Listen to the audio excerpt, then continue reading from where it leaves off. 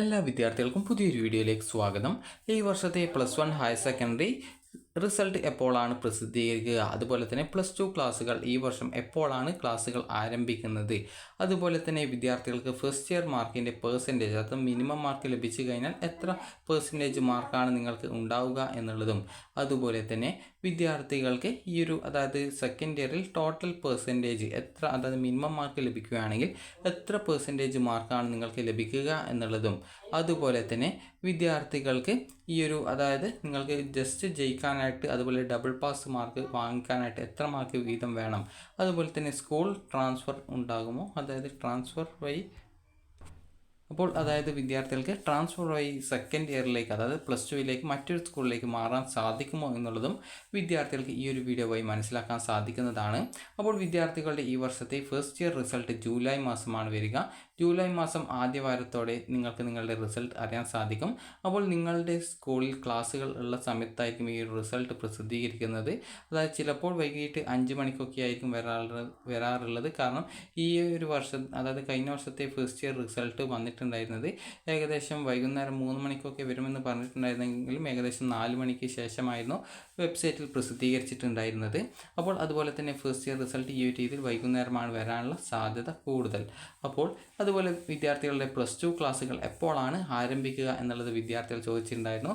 +2 ക്ലാസ്സുകൾ സാധാരണഗതിയിൽ ജൂൺ മാസം ഏകദേശം 4 അല്ലെങ്കിൽ 5 ഈ ഒരു തീയതികളിലാണ് ക്ലാസ്സുകൾ ആരംഭിക്കുക. കാരണം മുൻ വർഷങ്ങളിൽ ഏകദേശം മെയ് മാസം പകുതിയോടെ തന്നെ അതായത് ഈ ഒരു സ്പെഷ്യൽ ക്ലാസ്സുകൾ വെക്കാറുണ്ടായിരുന്നു. അപ്പോൾ പിന്നീട് കാലാവസ്ഥ, അതായത് ചൂട് കാരണം പിന്നീട് ആ ഒരു ക്ലാസ്സുകൾ ഒഴിവാക്കി പിന്നീട് മുതൽ ജൂൺ മാസം മുതൽ ആണ് ക്ലാസ്സുകൾ ആരംഭിച്ചിട്ടുണ്ടായിരുന്നത്. അതുപോലെ തന്നെ ചില വർഷങ്ങളിൽ ജൂൺ 9-ാം തീയതിയൊക്കെ ക്ലാസ്സുകൾ ആരംഭിച്ചിട്ടുണ്ടായിരുന്നു. അപ്പോൾ അതുകൊണ്ട് തന്നെ വിദ്യാർത്ഥികളുടെ ക്ലാസ്സുകൾ ഏകദേശം ജൂൺ 5-ാം തീയതിയോടെ തന്നെ ആരംഭിക്കുന്നതാണ്. ചിലപ്പോൾ ജൂൺ 2-ാം തീയതിയും ആരംഭിച്ചേക്കാം. അപ്പോൾ അത് ഈ ഒരു കാലാവസ്ഥയൊക്കെ അനുസരിച്ചിട്ടാണ് ക്ലാസ്സുകൾ ആരംഭിക്കുന്ന തീയതി തീരുമാനിക്കുന്നത്.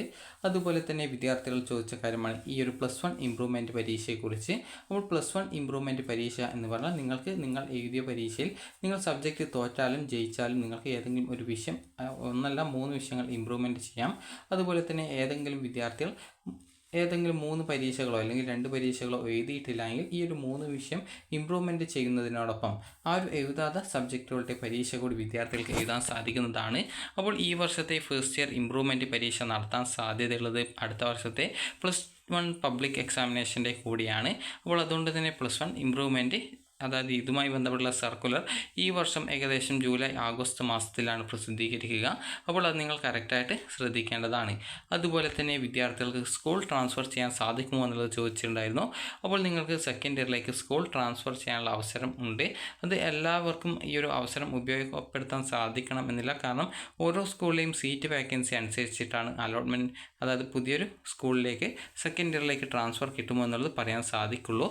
അതുപോലെ തന്നെ പ്രൈവറ്റായി പഠിക്കുന്ന വിദ്യാർത്ഥികൾക്കും സെക്കൻഡ് ഇയർ ഏതെങ്കിലും ഒരു ഗവൺമെൻറ് സ്കൂളുകളിലേക്ക് മാറുന്നതിന് അവസരമുണ്ടാകും. അപ്പോൾ ഈ ഒരു അവസരം എന്ന് പറയുന്നത് നിങ്ങൾ പഠിക്കുന്ന ആ ഒരു കോമ്പിനേഷനിൽ തന്നെ സെയിം സെക്കൻഡ് ലാംഗ്വേജിൽ തന്നെ വേക്കൻസി ഉണ്ടെങ്കിലാണ് ആ ഒരു രീതിയിൽ നിങ്ങൾക്ക് വേണ്ട സ്കൂളിലെ പ്രിൻസിപ്പാളിനാണ് നിങ്ങൾ അപേക്ഷ നൽകേണ്ടത്.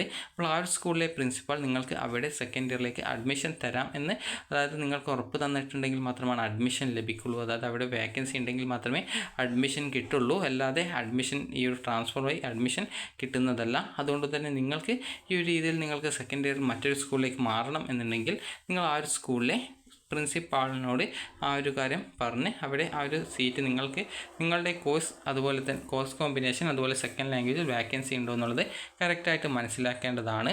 അതുപോലെ തന്നെ ഈ ഒരു ട്രാൻസ്ഫറിനായിട്ടുള്ള അപേക്ഷ നൽകേണ്ടത് നിങ്ങളുടെ +2 ക്ലാസ്സുകൾ ആരംഭിച്ച് 30 ദിവസത്തിനകം തന്നെ ഈ ഒരു അപേക്ഷകൾ അതത് നിങ്ങൾക്ക് വേണ്ട സ്കൂളുകളിലെ പ്രിൻസിപ്പാൾമാർക്ക് അപേക്ഷ നൽകേണ്ടതാണ്. ഇനി വിദ്യാർത്ഥികൾ ചോദിച്ച കാര്യമാണ് +1-ന് മിനിമം മാർക്ക് നേടുന്ന ഒരു വിദ്യാർത്ഥിക്ക് എത്ര പെർസെൻറ്റേജ് മാർക്കാണ് ഉണ്ടാവുക എന്നുള്ളത്. അതുപോലെ തന്നെ +2-വിൽ നിങ്ങൾക്ക് ടോട്ടൽ എത്ര പെർസെൻറ്റേജ് മാർക്കാണ് ഒരു മിനിമം മാർക്ക് വാങ്ങിക്കുന്ന ഒരു വിദ്യാർത്ഥിക്ക് ഉണ്ടാവുക എന്നുള്ളത്.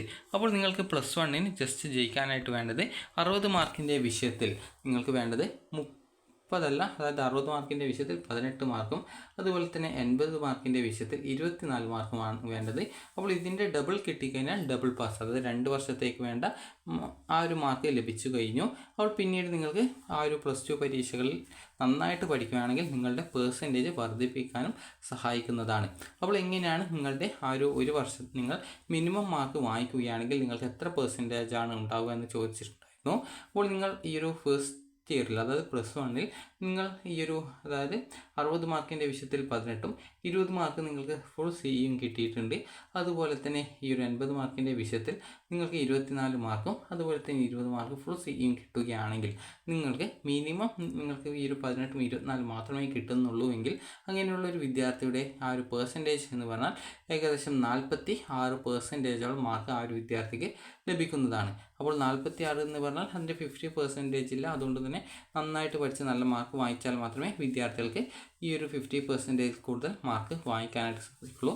മിനിമം മാർക്ക് വാങ്ങിക്കുന്ന ഒരു വിദ്യാർത്ഥിയുടെ പെർസെൻറ്റേജ് എന്ന് പറഞ്ഞാൽ 46% മാർക്കായിരിക്കും.